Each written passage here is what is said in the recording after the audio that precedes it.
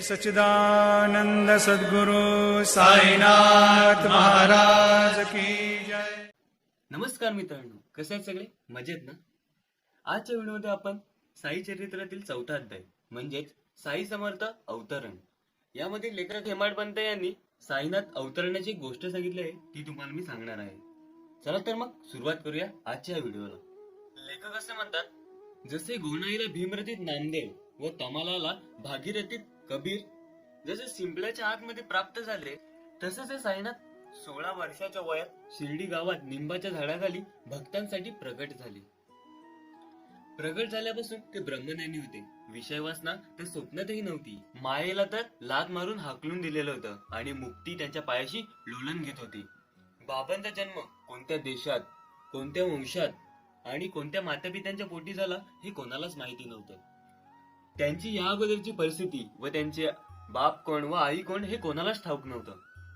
सगळे लोक विचारून थकले, परंतु कुणालाच पत्ता लागला नाही. आई बाप, सगळे सोयरे, जात भाई व एवढंच नाही तर सर्व संसार टाकून ते लोकांच्या कल्याणाकरिता शिर्डीमध्ये प्रगटले होते.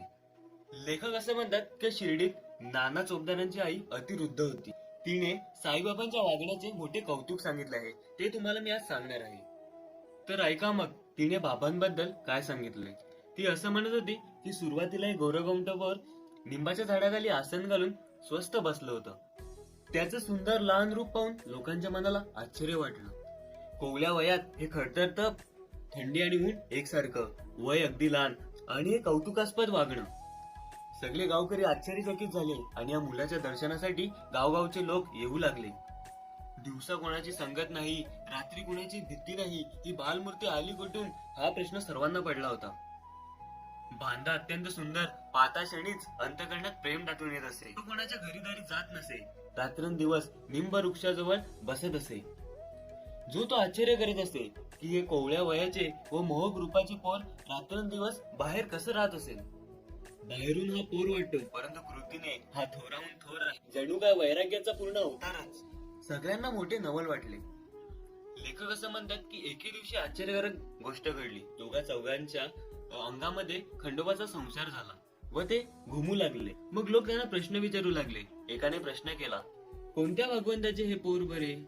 येथे कोठून व कसे आले? देवा खंडोबा, तू तरी याचा शोध कर. देवाने उत्तर दिले, जा कुदळी आणा, मी दाखवते ती जागा खणा, त्या पोराचा ठिकाणा लागेल. मग तिथेच त्या गावकुसाजवळ निंब वृक्षाच्या बुडाशी कुदलीवर कुदली मारताच तिथे विटा आढळल्या.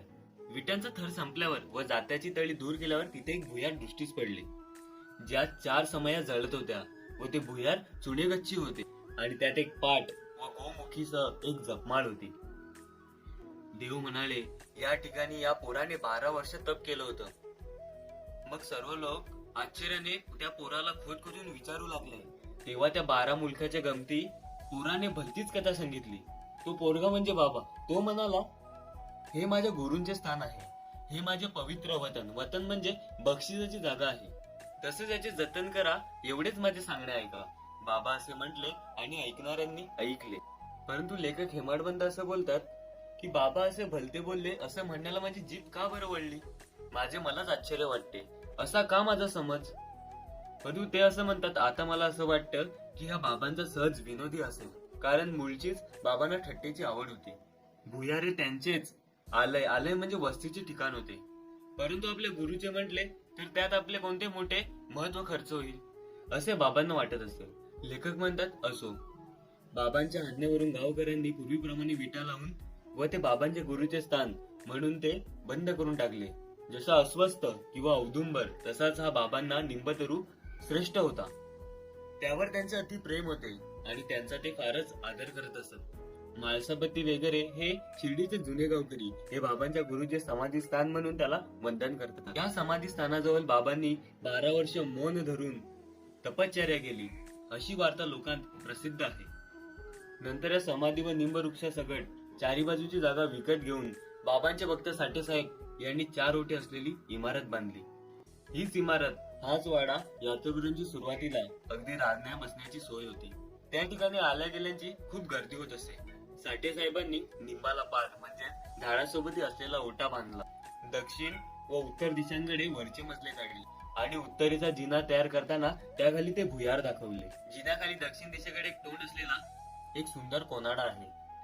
त्याच्या समोरच निंबवृक्षाच्या पारावर उत्तरेकडे तोंड करून भक्त बसतात. गुरुवारी व शुक्रवारी सूर्य मावळल्यावर या ठिकाणी जो सेनानी सारून त्यावर उदी जाळेल त्याला श्रीहरी सुखी करेल.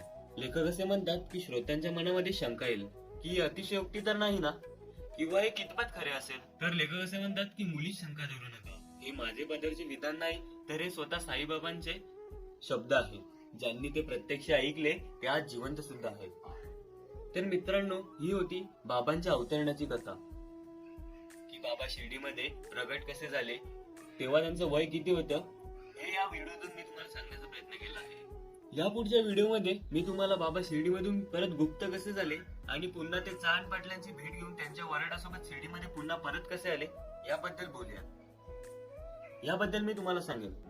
त्यासाठी आपल्या चॅनलला सबस्क्राईब करायला विसरू नका. तर एवढंच होतं आजच्या व्हिडिओमध्ये. तुम्हाला व्हिडिओ आवडली असेल या व्हिडिओला लाईक करा. हा व्हिडिओ आपल्या मित्र मैत्रिणींपर्यंत शेअर करायला विसरू नका. असेच बाबांचे घडलेले प्रसंग व गोष्टी मी तुमच्यापर्यंत घेऊन येत राहीन. त्यासाठी आपल्या चॅनलला सबस्क्राईब करायला विसरू नका. ओम साईराम. जाता जाता बाबांनी सांगितलेले एक वाक्य मी तुम्हाला सांगतो, ऐका. बाबा असे म्हणतात, मज न लगे गाडी घोडी विमान अथवा आगीन गाडी, हाक मारी जो मज आवडी प्रकटे मी ते घडी अविलंबे. ओम साईराम. धन्यवाद.